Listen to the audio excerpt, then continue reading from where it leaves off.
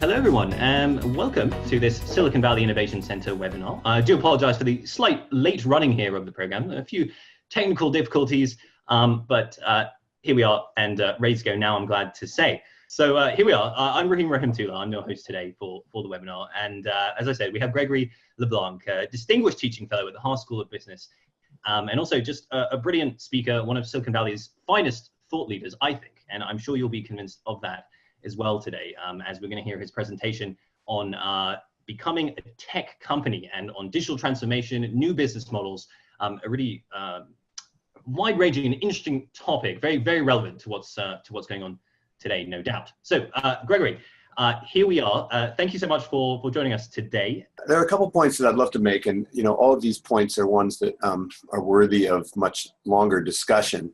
We have entire classes around digital transformation. We have entire classes around the use of data. We have entire classes around becoming an innovative thinker, entire classes around how to incorporate technology into your organization. But some of the key points that I want to make are that, what we're seeing right now, what we're going through right now is perhaps one of the most fundamental transformations that we've seen in the business world.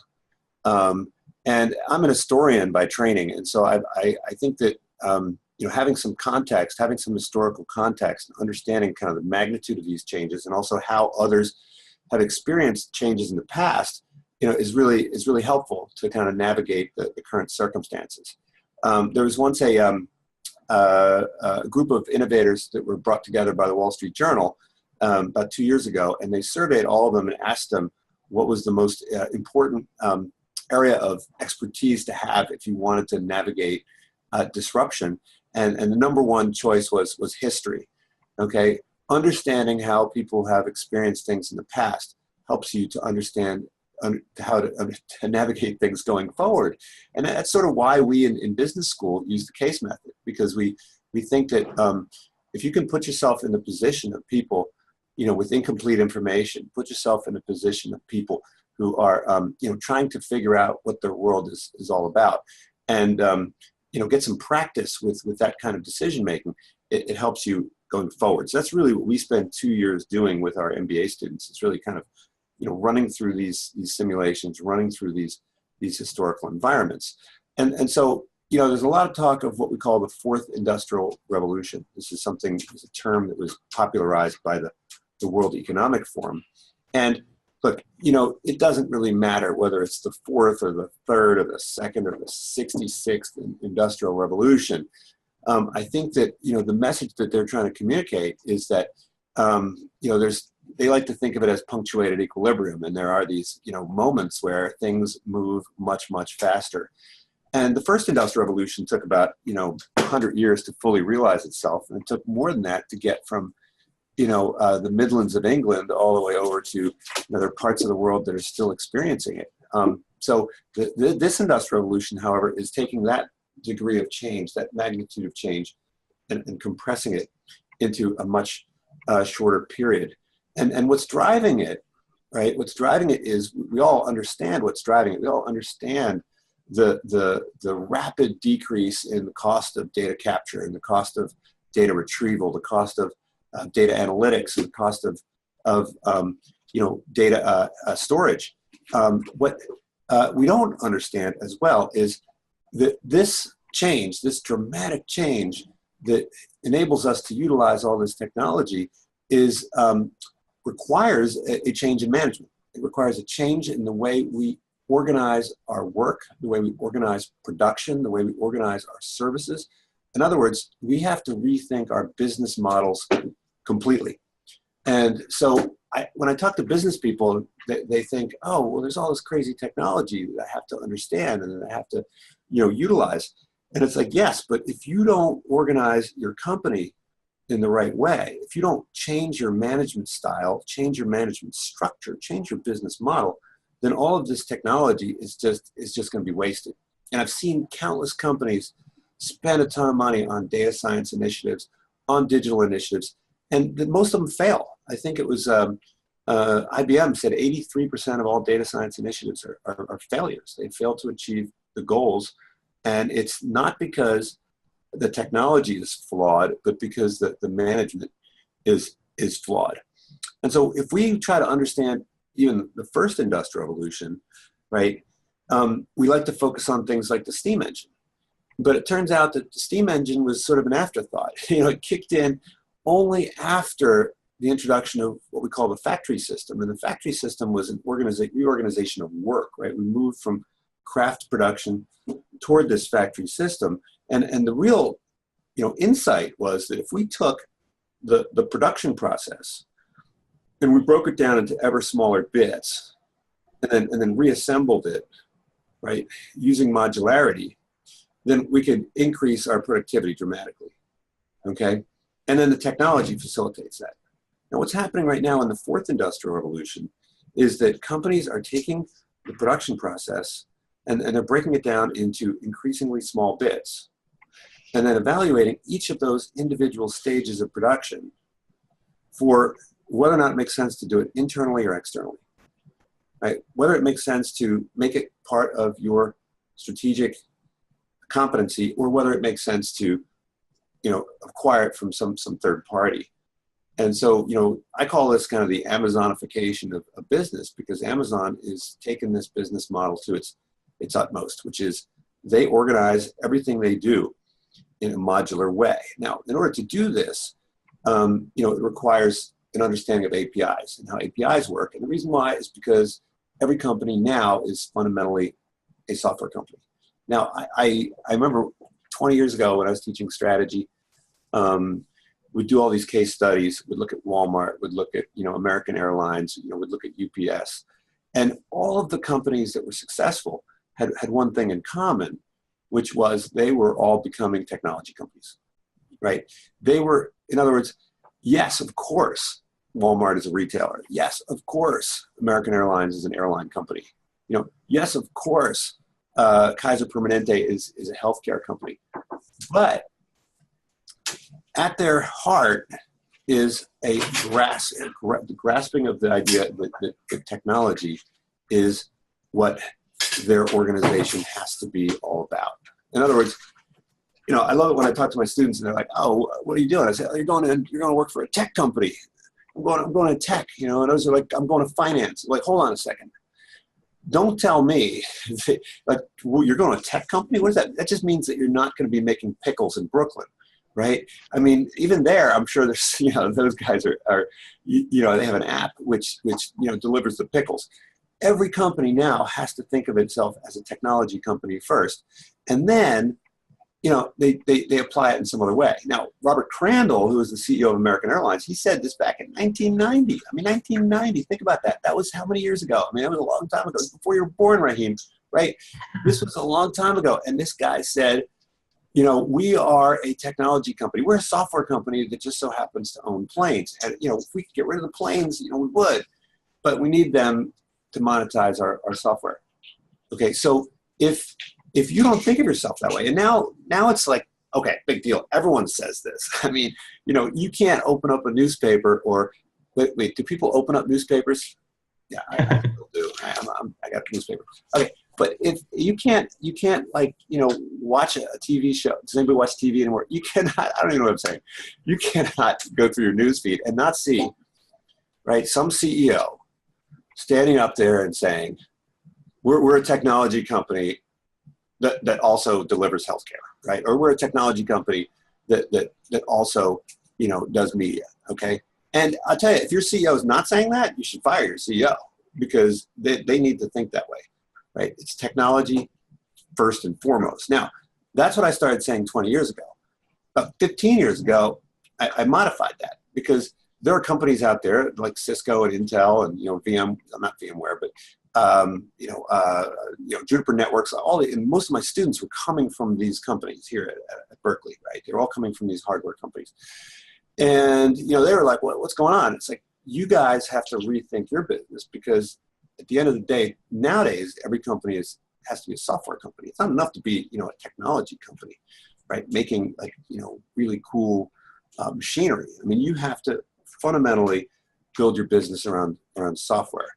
Okay, now, this is for a couple reasons. I mean, one is protectability, right? So, copyrights are always better than patents. But more fundamentally, because businesses are built around, information and how you, messaged this information throughout the organization, right? So I like to think of organizations as having sensors, actuators, and processors, right? I mean, this is how every process works. This is how every solution is developed. And as a metaphor, it's how every organization functions: sensors, processors, actuators. Okay, and so as you build out your sensors and your actuators, your processors are fundamentally going to be analyzing information, right? They're making decisions based on data, and that's a software issue, right? And it's all about software, and it's all about designing software interfaces with your customers, interfaces with your suppliers, interfaces with your employees. Okay, and then intersects with each other. And so HR has to talk to operations, which has to talk to marketing, which has to talk to finance, and the way in which they're communicating. If this is done with like post-it notes and memos and emails, you got a problem. This has to be communicated through software, and that's why I say every company is now a software company. Okay, now we can go one step further and say that every company is a data company, right? Because your competitive advantage cannot be built on analytics. Analytics is a commodity now. So that processing, you get really good at processing. So what? Everyone else is really good at processing. Everybody else will copy your top processing. Everybody else will hire away your best people, and they'll imitate what you're doing. And so at that level, the only thing that gives you a competitive advantage is the unique data that you're able to access. And so then that gets back to, what sensors do I have out in the environment, accumulating this data and ingesting this data, and how do I, number one, expand the reach of my data capture while at the same time creating moats and barriers that prevent other people from gathering that same data. So if I have a unique portfolio of data, I can actually offer a unique product or service. If I do not have a unique data set, I don't have anything. Okay, and so that's why 10 years ago, I started saying every company is a data company. Now, 5 years ago, you got to keep reinventing yourself. I started talking about APIs and really how every company has to be an API company. And again, if I've lost anybody, if people don't kind of know what APIs are, I suggest that you go and do some research, and figure out what they are, because APIs are how companies talk to other companies. It's how parts of company talks to other parts of companies. It's how individuals within the company talk to other individuals within their company. And if you don't have an API strategy, you don't have a strategy, because this really defines the boundaries of your firm and the internal organization of your firm. So given that every company now has its strategy is defined by its software, data, and API strategies, right? Is this actually done in a conscious way with strategic vision, or is it kind of an accidental evolution? And I think that, in strategy, we talk about, you need to understand what you're doing, and you can't just be kind of drifting with the wind. And a lot of companies are kind of drifting with the wind, and they're patching, and they're solving problems, and they're addressing requests and addressing complaints, rather than, designing a strategy for how they're going to be able to compete in this post-fourth industrial revolution age.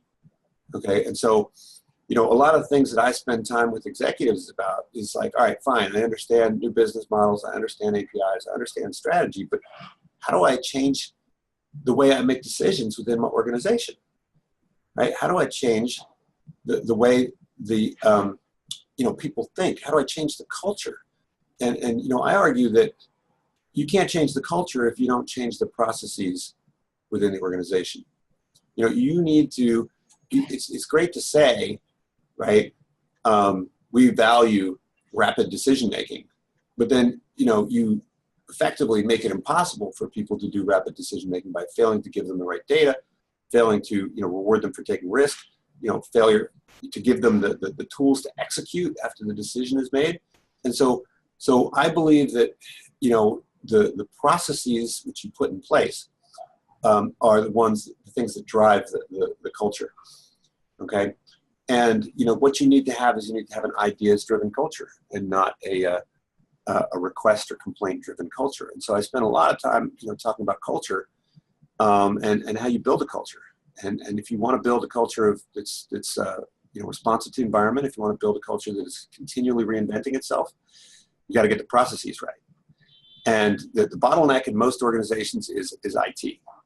And so for a lot of companies, what I recommend is you take your IT department, you put them on an ice floe, and you ship them out into the Arctic and never see them again, because they really, are the ones standing in the way. And that's why so many companies are creating, chief digital officers, because, the marketing department's going off and doing their thing, and the HR department's going off and doing their thing, and then all of a sudden everything's fragmented again. And so you need the chief digital officer to rope it all back in, right? Because if these different parts of the organization aren't talking to one another, then you can't make good decisions. So I spent a lot of time with CIOs and CTOs who are struggling. And they're like, well, how do I maintain my relevance? It's like, well, you need to scrap your old way of thinking about how technology works and how systems work, and forget about your servers, and stop thinking about responding to help desk requests, and start thinking about how do you get out into the field and figure out what the heck your company needs. So every functional area, whether it's HR, whether it's marketing, whether it's IT, they're all being transformed, and they're all struggling, and they're all transforming themselves independently, because most of the companies don't have that digital strategy, and they don't have that digital strategist, and they don't have a CEO or an executive team that understands the need for a coherent strategy. And that coherent strategy has to be built on modularity, so that you can accelerate the development cycles within the organization. Okay, so I have a whole nother talk on how to rapid decision making, accelerating development, moving from waterfall to agile, and a lot of these things that you hear, if you're outside of Silicon Valley, you hear all these buzzwords, and you're, oh, agile, that's cool, or design thinking, oh yeah, that's cool, and APIs, oh yeah, that's cool, and we think of them all as separate things. They're all part and parcel of the same thing, which I call digital strategy. Digital strategy is not just about the IT. It's about culture. It's about the decision making. It's about the people. It's about the acceleration of development cycles, of decisioning, of execution. It's about receptiveness to new ideas, the willingness to prototype, experiment, fail, iterate, learn, and progress. Okay, and all of this, all of it goes back to the Industrial Revolution, which is reducing inventory, creating modularity, breaking production up into smaller and smaller bits, learning how to respond to data as it comes in. Okay, so these are some themes. These are some ideas that excite me, that I like to talk about. And the hard part is these right now, it just sounds like a string of bullet points and a string of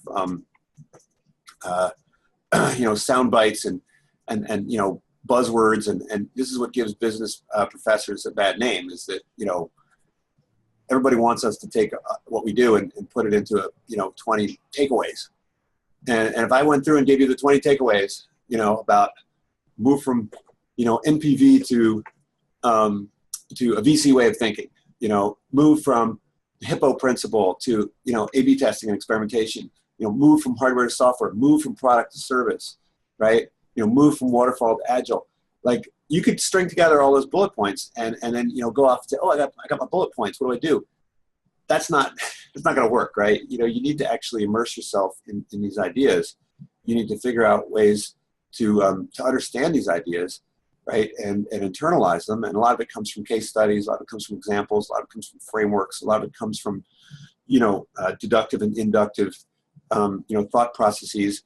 And that's one of the reasons why, I think what you guys do at SVIC, which is let's get people out of their comfort zone, throw them into some new environment for a week, bombard them with all this stuff until they can't take it anymore. and then they're like, oh, okay, like I see that this really is a different way of looking at the world. And then making sure that they go back and they don't just go back to a stack of emails and resume their normal life, but rather understand that the key thing that they have to do is set aside time for strategic thinking. so that they can actually execute on the urgency that exists in the business world now. So that's why I love, it's great to have a half hour here, but what I love is when I have my, when we have students here for 2 years, or you get them for a week, right? Sometimes I get them for a week, but if you get people, for, like I'm teaching my executive MBAs this afternoon. And, we have an executive MBA program at Berkeley, which I think is probably the best in the country. I'm biased. And, the fact of the matter is, when I teach strategy, and I'm going to be teaching strategy this afternoon, it's not a comfortable experience. It's not like going to the spa. I mean, it is like going to personal training. I mean, it is like people are not comfortable. They're pushed out of their zone because they realize that they can't go back and do what they were doing. It's not going to work. Like, you cannot take the skills that you learned 20 years ago and apply them.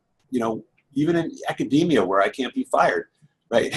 It's like, I can't be fired, but I can be totally irrelevant if I try to teach what I taught last year. Even it's not going to work. So anyway, that's sort of some ideas, some thoughts. And I'd love to take some questions and yeah, I mean, is that what you had in mind, Raheem? Gregory, that's wonderful. Of course, you no need to ask. Tell us, I mean, how do you keep current? I think you said, you have to reinvent yourself every 5 years at least. So where does that come from? I mean, you're in Silicon Valley. I mean, that helps? Yeah. Well, okay. So now look, I mean, I have the luxury of not having to, be putting out fires all the time. So the way I think about it is, typical business person has 4 ways to spend their time. First is putting out fires. Okay. Crises, burning platform. Oh my God, this guy's quitting. Oh my God, this customer's upset. Oh my God, we're getting sued, right? Okay. So they've got all that stuff. Or if you're IT, it's like, boom, servers don't work, or, software crashed. Second thing is, your routine day to day, where, you have your meetings and you have your this and your that. You got to review these documents, you got to approve these, make these decisions and so forth. Okay, so those are, routine work. Then you have the third thing, which is, how do I improve my day to day? How do I improve my processes? How do I eliminate some of these, burning platforms? Okay, and so I think of that as kind of incremental operational improvements. When we talk about continuous improvement, operational excellence, that sort of thing. That is the third way you can spend your time. And then, Six Sigma, all that stuff falls into that. And then the fourth way you can spend your time is through, reflection, through strategic thinking, through brainstorming, through, real, long-term perspective gaining. Now, what I find is that most business people that I talk to, the fourth thing almost goes immediately. Like they'll wake up on Monday morning and say, let's spend some time doing number 4. And then boom, somebody sends an email and says,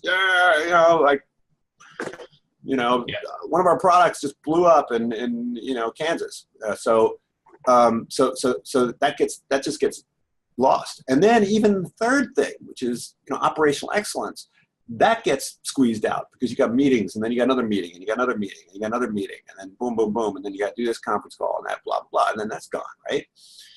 And so then everybody's just kind of doing their thing. So when I look at companies like, the famous examples of Blockbuster and Toys R Us and Kodak and all these guys, like the problem there was not that they were, poorly managed, and it's not that they, didn't maximize their potential within their business model. I mean, actually, they did quite a good job. They had shelf optimization, dynamic pricing, like, everything that you can think of about running a business well, they got that down. I mean, the Toys R Us people are super, super smart, private equity. But they didn't have enough time to spend on number 4, okay? And so as an academic, it would be very easy for me to get caught up in a lot of that, rinse, wash, repeat stuff. But luckily, I forced myself to spend an awful lot of time reading. And so I read a lot. I read an awful amount of stuff. And, you have to be super efficient about it. So, my news feed, I manage my news feed, whether it's Facebook or LinkedIn, the news feed, very, very well managed. I go down all sorts of rabbit holes, pursuing things, following footnotes, following, recommendations. I'll just sometimes just sit down and Google a topic and then just, spend the whole day just, reading up on that topic, figuring out who are the experts that I need to read, what are the books I need to read. My Amazon budget is more than my food budget. And so I read an awful lot. But then the other thing is, and so, I'll pick a new topic. So 2 years ago, I was like, I'm going to teach the blockchain class at Berkeley. Okay. So I convinced them to let me teach the blockchain course. And I was like, all right, now I got to figure out blockchain. What is it? Right. I got to figure this out. Okay. And so, you got to set yourself those kinds of challenges. Now, the other thing is in Silicon Valley, it's all about networking, and it's all about, spending time with people. So, we have an amazing universe of conferences, of colloquia, of events, which, it's nonstop. If you're interested, say, even in fintech, there's probably a fintech event going on every single day that you could go to. Okay. And so the other thing is like meeting people. I mean, my network is, if I want to learn about something, I just contact one of my alums, and I say, hey, let's get together and talk. So I have, thousands of alums that I talk to. And then my students who come in, they're coming straight out of the workforce. And so they know exactly what's going on. So you got to cultivate relationships. And if you allow your circle to shrink, and so that you just are surrounded by people who think like you, that's a real problem. So I think you have to be consistently curious, and you have to be asking questions all the time, and never satisfied with your understanding of the world. So I tell my students, if all your friends agree with you, get new friends. Right? And if all your ideas seem like good ones, right, then you need new ideas. Right? 90% of your ideas should be bad. 90% of your ideas should be, losers. And if that's not the case, then you're not thinking broadly enough. You need to be throwing up ideas like, every day, and most of them have to get shot down. And we talk about failing fast and being comfortable with failure. And what that means is that you have to be prepared to be wrong, and you have to be prepared to have somebody show you that you're wrong, and you have to be prepared to endure the embarrassment and the humiliation of being wrong, because most ideas are wrong. That's sure. And where would execs, CEOs, where would they find that person, or how would they go about doing that? So who's gonna tell them that? Well, okay, so I think that when most executives, what they do is they surround themselves with people who who are supportive and agreeable, and then that creates like consensus, and it creates a culture of harmony, which is it's comfortable, it's nice, it helps you to move faster and so forth. But I think that's a huge problem. So the guy who Sloan, who was the CEO of General Motors back in the 1920s, when he would ever go to a meeting and everybody would agree, he would say, I'm leaving. I'll come back when you guys figure out a way to disagree. Mm-hmm. Right? And it's important that the leader take that position. And so one way to really discourage that is to have what I call kind of a complaint culture, right? Where, every idea is perceived as a complaint. Like if somebody has a lot of ideas, the leader's like, why are you such a downer? Like if someone says, hey, we can improve this, we can improve that, we can improve that. It's just like you. If I go up to you and I say, hey, you could do a better job.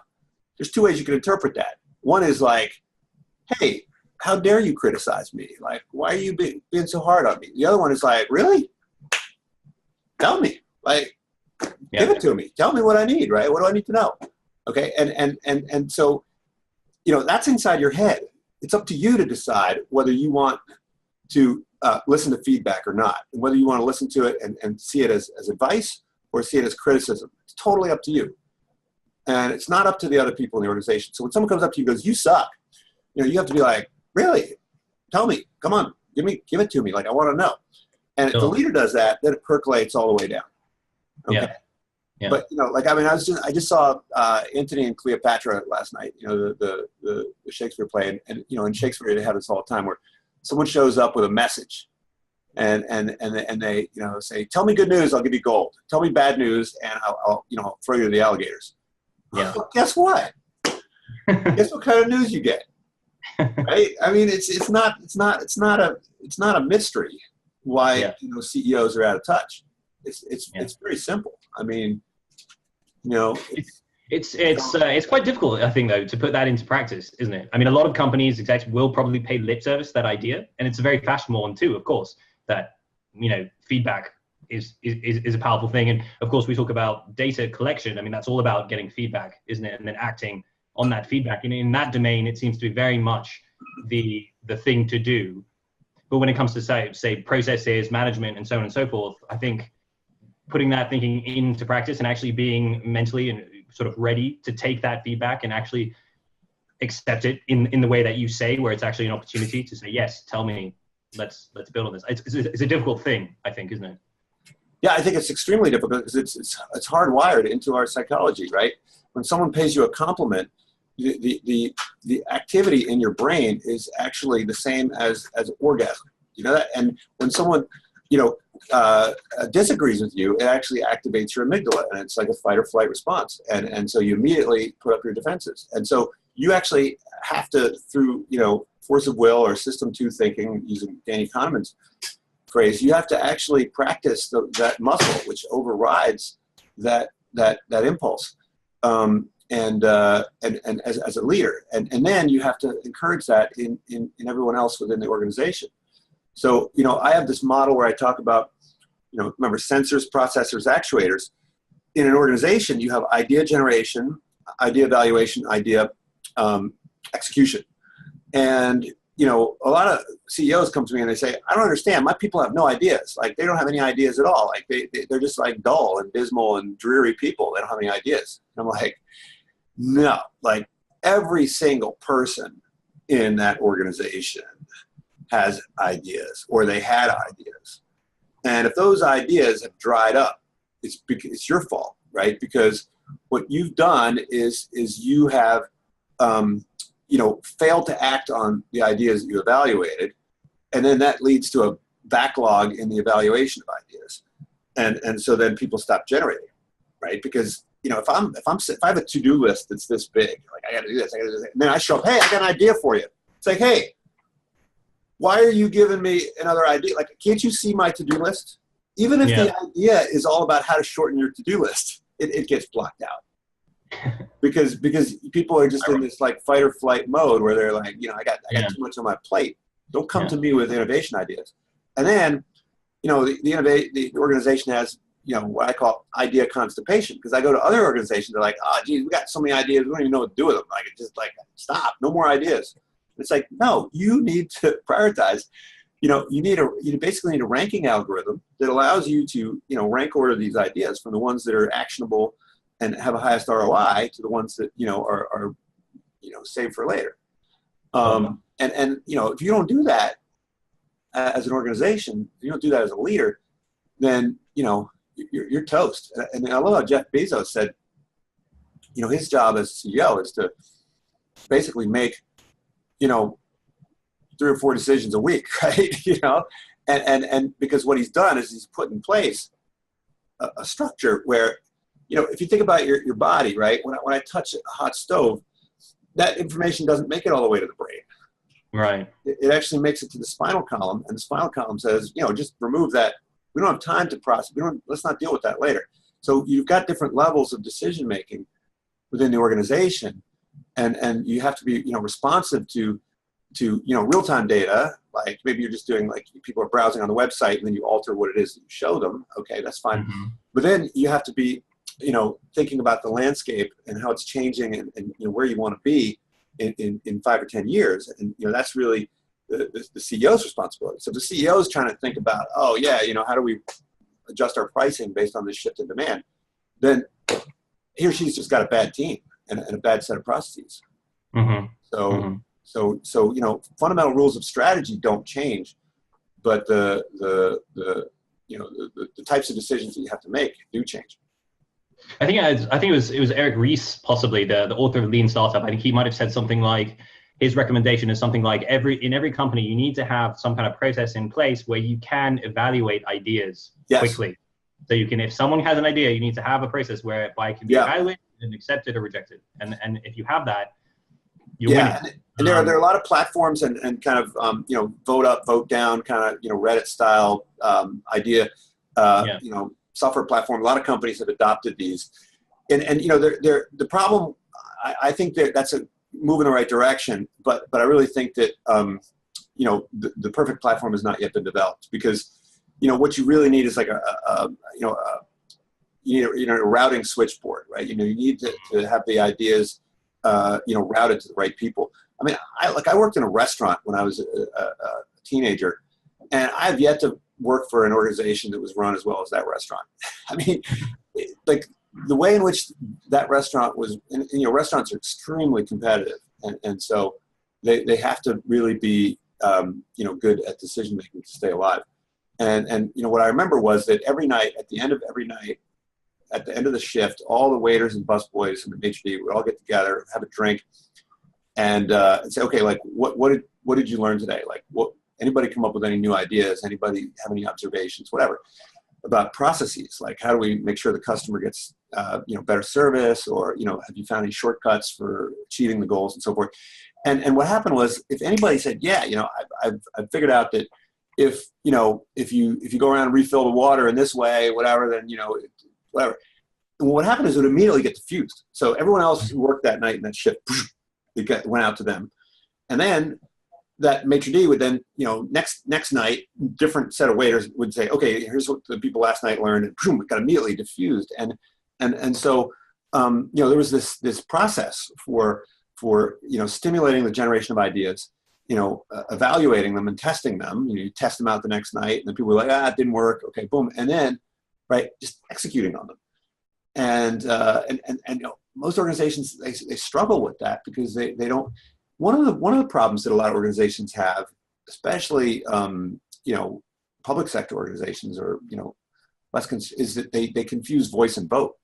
They think we want to crowdsource all these insights, but we don't you don't want to give ownership necessarily to everybody, because if you have 100 people and you need 100 people to approve a decision, it ain't ever going to happen. Right. So what you want the broadest possible source of information, but then you want a very, very narrow set of decision makers who can process and execute on that information. So, in the government, we call it kind of notice and comment, right? So the notice and comment means anybody who has access to the internet can submit. Dodd-Frank comes out, and every Tom, Dick, and Harry's like, oh, I don't know about this, and I don't know about that, and blah, blah, blah. And then if you suck in all that commentary and then evaluate it and then incorporate it, but then, you still have like a congressional subcommittee that makes the decision. So, right. Yes. So that's kind of what you want. And that's the trick of it, isn't it? Getting all this huge data, which is out there, or if we draw the analogy, or, 100 votes, decision makers, and getting all that and processing it into this small little decision point that comes out at the end. It used to be that you could be on the 500 for like 60 years. That was the expected life expectancy back in the 50s and 60s. Now it's 12 years. So, right. That requires a different organizational architecture. Just like if you're, if you're really, really, really good at one thing, guess what? You're not going to survive very long. No. I want to get your thoughts, because a lot of what you talked about there about organizational processes and organizational structure, and talking about CEOs who are willing, executives who are willing to listen to feedback and use it effectively.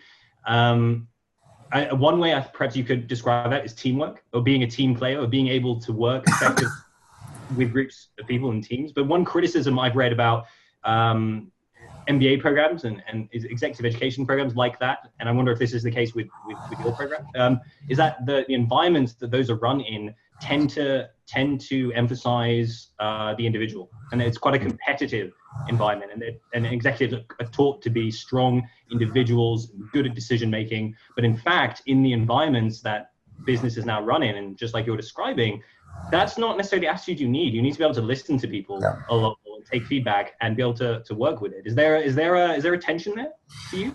Absolutely. I mean, business schools are supposed to be teaching teamwork. We want everybody to do everything in groups. Like, we want cases in groups. We want them to drink in groups. We want them to go to the bathroom in groups. We want them to have their legs tied together like a three-legged race. But I mean, that's one of the hugest part of business school. I find that there's a worrisome trend that I've noticed in the last 10 years, and I don't. I'm always very wary of talking trends, because I'm an historian and I know that there's blips and so forth. But what I have found in the last 10 years, especially among the younger MBAs, is that people are so concerned about consensus, right? They're so concerned about not offending anybody or hurting anybody's feelings, that they've lost the ability to engage in constructive disagreement. So we have to work really hard to say no. Like, disagreeing is necessary, right? You have to disagree. Even if you agree, pretend to disagree. Like, you need to test ideas. They need to be rigorously examined. And so, when I was teaching my full-time MBAs recently, would assign these group cases with 4 people in a group, and they're supposed to all, work on this case together. And so we discovered that they were actually parceling it out. Like, you do case 1, you do case 2, you do case 3. And I was like, what's going on? And it turns out that when they would all get together to work together, they would just all agree to disagree, right? Like, one person would be like, yeah, well, I think they should do this. And I was like, well, I think you should do that. And they're like, okay, well, yeah, okay, well, you got your feelings, I got my feelings. Let's just, everyone's entitled to their opinion. No, like, argue it out, right? And so what you have to teach people is, and I think Facebook, has all these signs, feedback is a gift and so forth. And Intel used to talk about, constructive conflict, right? You need to teach people that if someone disagrees with your idea, they're not questioning your value as a human being, right? or your fundamental values. In fact, most of these disagreements can be adjudicated through empirical means. Right. If you talk long enough, you'll figure, okay, if you're right, then when we do this experiment, it would turn out this way, and if I'm right, and we do this experiment, it would turn out that way, and then all of a sudden you get your ego out of it. Okay, and so we used to talk about moving on from the hippo principle toward experimentation. Now it's not about the hippo principle. You can have 2 people that are equally matched, but they're just like they fear conflict, and that's just not going to work, because if you don't have somebody, I mean, if I go out on Sunday to play a football game, and I haven't, like, there's no tackling in practice, yeah, I'm not going to know what hit me, and so. I think that we do need to, and so business schools now are struggling with this. Yes. How do we get people to constructively disagree? That's interesting. So it seems like a really tricky balance to strike for the executives, for the CEOs, to know how to do that effectively, to disagree, but at the same time, not be overly confrontational and yet listen, and it's a balancing act. If somebody consistently throws up ideas that ultimately get shot down, what do? Do you say this person's full of bad ideas, let's get rid of them? No, because you need those people. I mean, 90% of all startups fail, and you need to invest in 10, and then to get that one. And the key thing, when I talk about venture capitals, and this is another thing we like to talk about, how venture capitalists think versus CFOs. Venture capitalists, you don't need to prove to them ahead of time that your idea is a good one. You don't have to prove ahead of time that you have positive NPV. In fact, most likely you don't, right? Instead, what you do is you say, okay, I need you to fund this experiment, which will validate whether or not you should fund my second experiment. Right. And that's how venture capitalists think. And what they're able to do then is truncate the distribution of their investments by killing bad ideas early. So the idea is not to say, prove to me it's a good idea before I even listen to you, but rather, let's entertain all these ideas and come up with a process of identifying the bad ideas early on so that we're not afraid to take them on. Whereas a typical CFO is like, I don't want to invest $1 billion and then discover that this drug doesn't work, right? And so, whereas, venture capitalists be like, yeah, I'll invest 10 million, and if you get promising results, then I'll give you another 10 million, and then we get promising results, and then ultimately, worst case scenario, you lose 20 million, right? Instead of $1 billion, and so CFOs have to I would just say, here's another thing: not only do you get rid of your IT department, but you get rid of your CFO, right? I mean, you segregate out the parts of the business that are, for the CFO, and the parts of the business where you basically need an internal VC or, an M&A or somebody like that who knows how to evaluate new, prospective ideas as opposed to, maintaining the existing ideas. Just like if, in an investment bank, you have people who analyze bonds and people who analyze stock. They're different people. And they have different ways of doing things, and they have different mentalities. You need that in the organization. Sure. Great. So, just on that note, we've had a question come in from the audience on that topic of evaluating ideas. Maybe you can talk give us a concrete example, perhaps something. How would you suggest that you should go about that process of evaluating ideas before you decide how much more you want to time and resources, money you want to be putting into it? So in general, at the high level, there's a couple different frameworks that companies can use, right? Some companies have chief innovation officers, right? And their job is to effectively, be the idea generators, or at least, supervise the idea generation process. Some companies have actually established these innovation labs, right? Like outposts, over here in the Valley. You're very familiar with these. And some of them are actually quite effective. Some of them are disasters, and it really depends on whether or not they're using people that have the ability to influence politically the people in the main part of the organization. Right. Yes. The third way is to set up like a venture arm, and the venture arm will then explore all sorts of outside opportunities. The fourth way is to kind of take that venture arm concept and move it inside. Right. And so you internally, you basically take your R&D group and you modify it and turn it into like a VC group. So, a colleague of mine, Andre Marquis, has been working with Bosch for the last couple of years, changing their R&D group into essentially like an internal VC group, so that the ideas get evaluated. And he says, I can't know the number, but he thinks they've saved like hundreds of millions of dollars by identifying bad projects early on, right? Yeah. But that's all at the big top corporate level. I think it's really more about like, if you've got a janitor and the janitor discovers that some certain parts of the building are not getting cleaned, like who does that person talk to? Right? If I'm walking around the building and I see there's garbage in the loading dock, like who do I talk to? Sometimes it's just as simple as, does everyone in the organization know who to talk to, when they see an opportunity for improvement? And so, does your web page have a recommendations button or feedback button? It's that simple.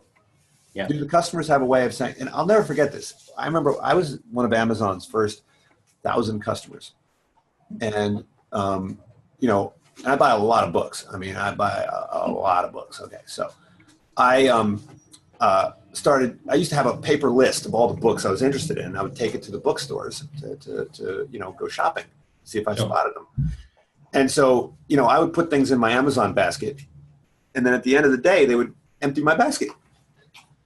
And I was like, this is ridiculous. Like, they would sell so many more books if I could just keep my books in this basket.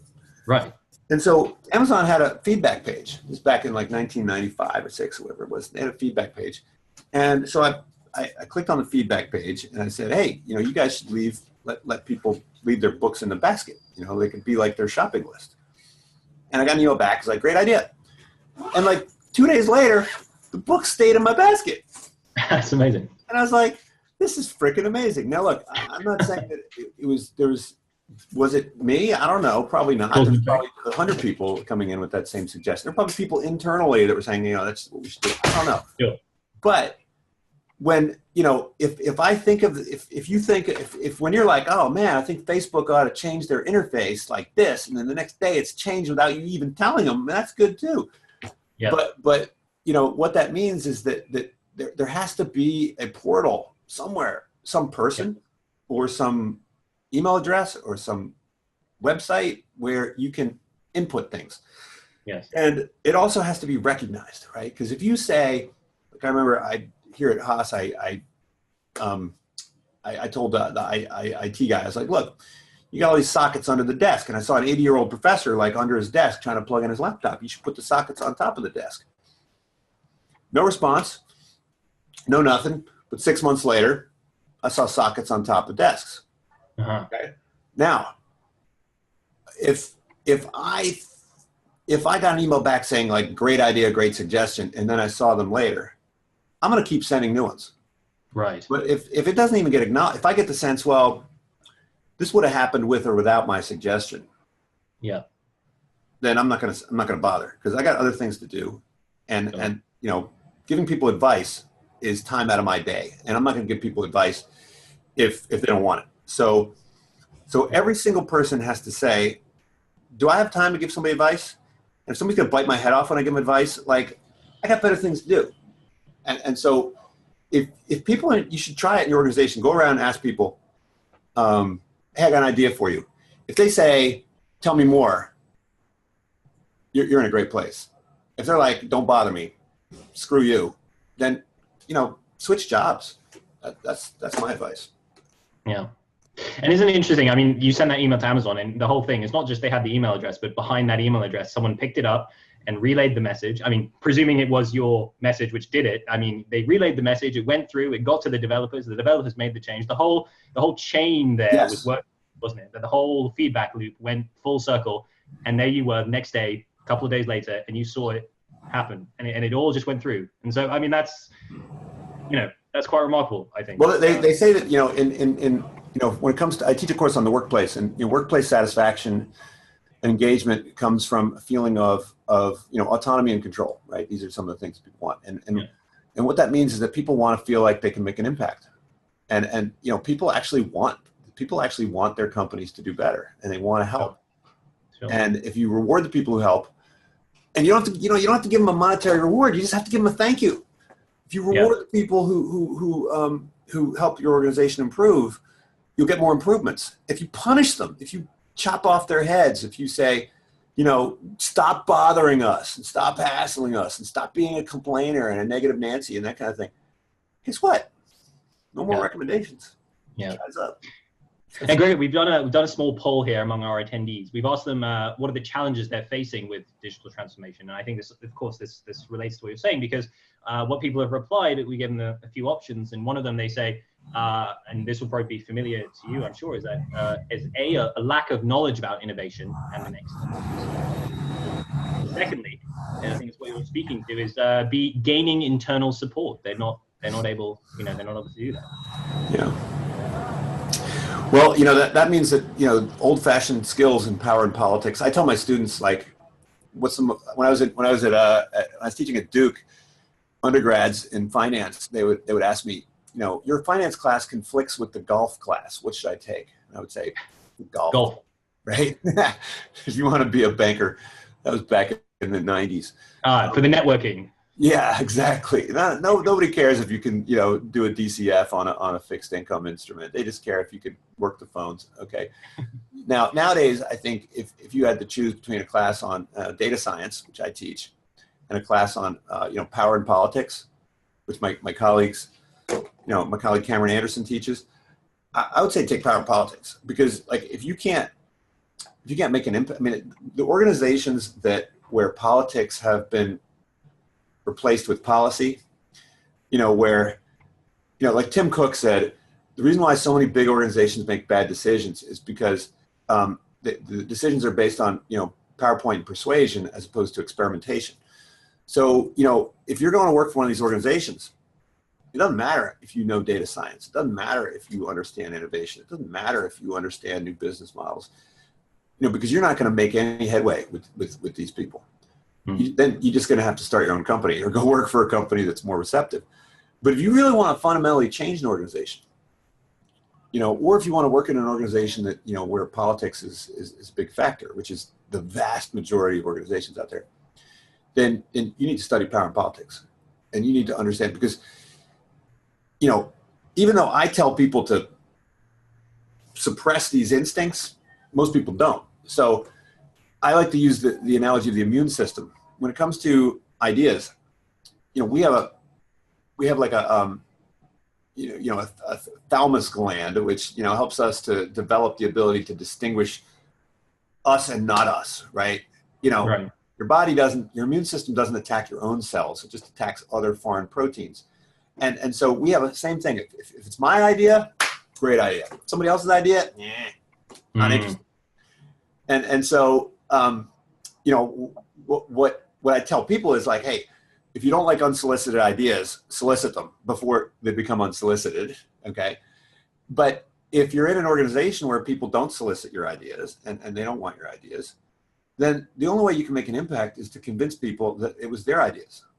And that requires a lot of, persuasive ability, and it requires, it's a very subtle thing, and so, I've got people who come in my class who talk about, surround the castle. Like by the time the CEO hears from you, the CEO has already internalized the idea, because everyone's kind of been seeding it around him and her. And then, so, that means forget about getting credit. You're not going to get credit. You gotta make somebody else think it's their idea. And that's the only way to kind of get it through.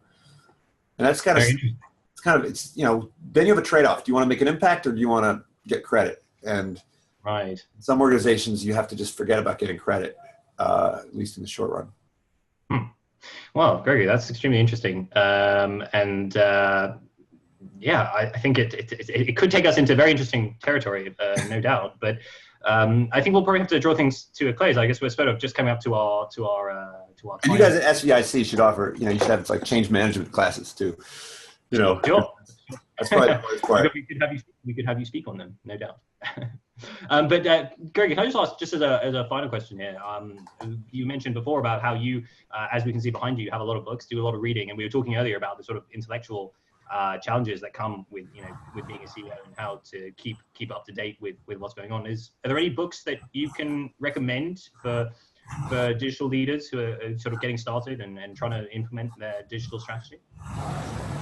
That's a really good question. I mean, I don't think there's any one book. There's lots and lots of different books. I mean, I think that, the textbook that I use for my data science class, which is Data Science for Business, is really, really good. It's now a couple years old, but it's still really good. So definitely check that out if you're interested in data science. In terms of digital transformation, I don't think there's a single book. I mean, there's I could give a laundry list of books like, Machine, Platform, Crowd, et cetera. By the MIT guys, there's Leading Digital, there's the HBS book. There's tons of them. I think it's actually easier and better to just read MIT Technology Review, read Harvard Business Review, keep up with like TechCrunch and Business Insider and those kinds of CB Insights and that kind of stuff. Those are also helpful. And then just like allow yourself to go down various rabbit holes and stuff. So I'm very aggressive about managing my news feeds. So I don't have to read 50 different magazines and periodicals every month. I kind of let Facebook sort through that for me. Yeah. And so, so that's. Yeah. And so basically just, I mean, make time for that sort of thing, aren't you? These leaders who are in leadership roles do need to stop putting out fires, and they need to take this as a priority, take it seriously as something that they should be doing.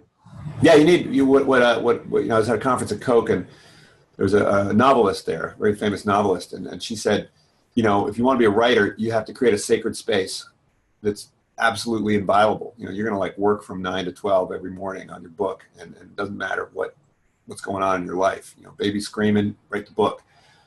You need to do that also for your new skill development, your innovation practice. You have to really dedicate time, not only doing kind of reading and research, but also talking to people, going to events, going to conferences, brainstorming with your team.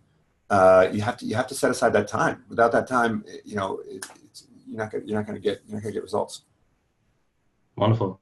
Well, Gregory, thank you so much. I think it's a great point to end on with that sort of advice. I mean, that we were talking earlier about these reducing these things to key takeaways. Well, I think that's one which is truly useful, truly achievable. That is something that people can take away. They can say, yes, we really do need to devote time to those activities. And I don't think any company is immune. I mean, look at Microsoft. I mean, Microsoft it's a tech company, it's a software company, it's a data company, and yet they just went through a digital transformation. Their CEO forced the entire organization to change the way its culture, its processes, its decision making, everything. And then look at the results. I mean, Microsoft used to be like the company I'd beat up on in class all the time, and now it's the company that I'm like, hey, these guys, they've got it going on. That's great. I mean, it just shows that it doesn't, even a big, established company like Microsoft can do it, and they can turn things around, and there's no reason others shouldn't also be able to follow that example. Well, thank you, Raheem. It's been a pleasure, Gregory. Thank you so much. And to our listeners and viewers, thank you as well for participating, for sending in your questions, and for really giving us a lively debate and conversation here today. I just want to say that if you've enjoyed our talk today with Gregory, I'd like to recommend that you check out our website, the Silicon Valley Innovation Center website, which is siliconvalley.center, and you can see the details on the screen now as well for how to get in touch with us. We do a program there called Leading Digital Transformation, and it really does touch upon everything Gregory has talked about today. And he mentioned how what we do there is, we bring executives down to Silicon Valley for a week, and we really get them immersed in the kind of thinking and the kind of culture which goes on there. And Gregory has been a speaker on that program on many occasions. And believe me, if you find him engaging here just by video in person, he's even more electrifying, I would say.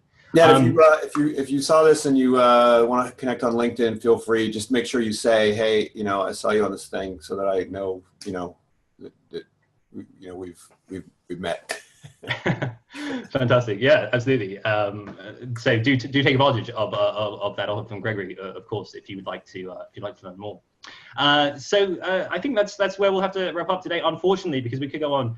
It's been wonderful having you with us, and Gregory as well. Thank you most of all we owe you a debt of gratitude for taking the time today to share your ideas. Hope you've enjoyed it, and hope to see you again soon, I'm sure. All right, thank you, Raheem. Thank you. And from everyone here at SVIC, from me, from Gregory LeBlanc, we will see you again very soon. Bye-bye.